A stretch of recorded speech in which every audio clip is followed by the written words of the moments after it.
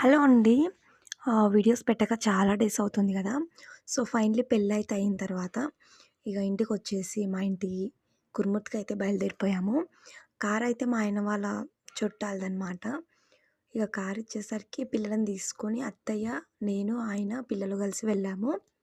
అయితే స్టార్టింగ్ నుంచి వీడియో తీద్దామనుకున్నాను గానీ, ఇక ఫోన్‌లో అయితే వీడియోస్, ఫోటోస్ చాలా అయిపోయాయండి.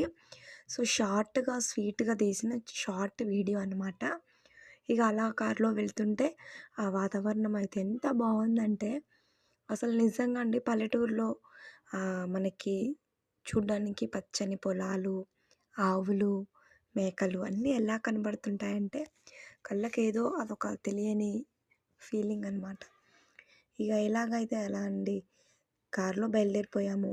వెళ్ళేసరికి మాకు 5 అయిందనుకుంటా.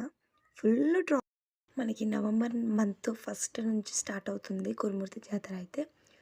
మనకిక్కడ లాస్ట్ ఇయరు సీఎం గారొచ్చారు. ఈ ఇయర్ గూడా వచ్చారు.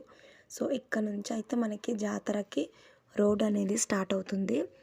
ఇగ ఇక్కడ నుంచి చూసుకుంటే మనకి అన్నీ ఆల్మోస్ట్ ఒక 20, 30 బ్యానర్సే కనిపిస్తాయి. సో, జాతరకి వచ్చేసిన వాళ్ళు, దాని రూటు ఎలా ఉంటుందనేసి అన్నీ. సో, ఈ జాతర మనకి మహబూబ్‌నగర్‌లో చాలా ఫేమస్ అండి. మేము ఖచ్చితంగా ఎవ్రీ ఇయర్ కంపల్సరీ ఒక నైట్ స్టే చేసి అయితే వచ్చేస్తాము. ఇక దేవుడికైతే మొక్కులుంటాయి గదా! ఆ మొక్కులన్నీ తీర్చేసుకొని వస్తామన్నమాట. అయితే చాలా పబ్లిక్ ఉన్నారండి.